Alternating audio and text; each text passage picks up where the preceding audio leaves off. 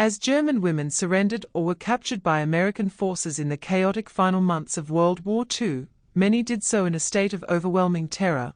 not only because the Third Reich was collapsing around them, but because years of relentless propaganda had convinced them that falling into American hands would lead to immediate sexual violence, humiliation, and abuse. And this fear was so deeply embedded that some women instinctively cried or pleaded the moment U.S. soldiers appeared. Begging to be spared from harm they were certain was inevitable, these women, often teenagers, or young adults drawn from auxiliary units, factories, hospitals, or evacuation columns,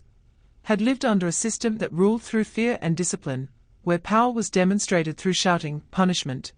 and intimidation, and where enemy forces were portrayed as savage and uncontrollable. So when American soldiers approached calmly, issued clear instructions, and maintained physical distance, the women were left confused rather than relieved, unsure whether this restraint was temporary or a prelude to something worse. Hours passed, then days, and nothing happened. No threats, no violations, no shouting, no touching. And this absence of violence became more shocking than brutality itself, because it directly contradicted everything they had been taught to expect. American military procedure, reinforced by strict discipline and the Geneva Convention, required guards to protect prisoners,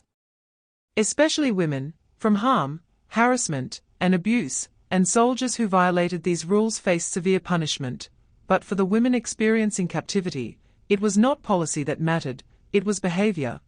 And the behavior they witnessed was consistent restraint, professionalism, and respect. Guards posted clear boundaries, assigned secure sleeping quarters, intervened immediately if anyone behaved improperly, and spoke to the women through interpreters without mockery or threat, creating an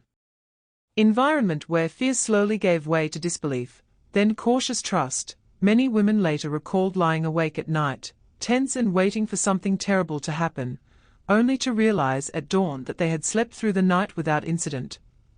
Realization so foreign that it left them emotionally shaken, because safety itself felt unreal after years of terror. Historians note that propaganda collapses most effectively not through argument, but through contradiction, and for these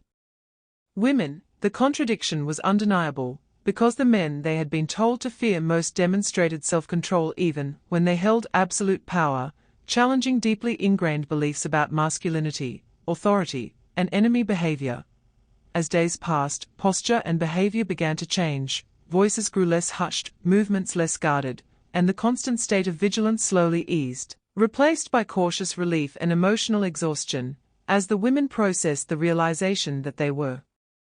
no longer in danger. Some later admitted that the greatest shock was not kindness, but normalcy, the way soldiers looked away to respect privacy, the way orders were given calmly, the way no one demanded submission or obedience beyond basic camp rules, because it revealed how thoroughly fear had been weaponized against them by their own leadership. Decades later, in memoirs and interviews, women reflected that the moment they truly understood how deeply they had been lied to was not during interrogation or re-education, but during those first quiet days in captivity, when nothing happened at all, and the absence of violence became its own powerful message. In the broader history of World War II, these experiences are rarely highlighted, yet they reveal something essential about the aftermath of conflict, showing that restraint, discipline, and respect can dismantle hatred more effectively than force, and that for German women, who entered American custody begging for mercy they never needed to ask for, the most enduring memory was not what was done to them, but what was deliberately not done, as dignity was preserved in the very moment they expected it to be taken away, leaving behind a lesson that echoed long after the war ended, that true power does not need cruelty, and that humanity, when upheld even in victory, can quietly undo years of fear and lies.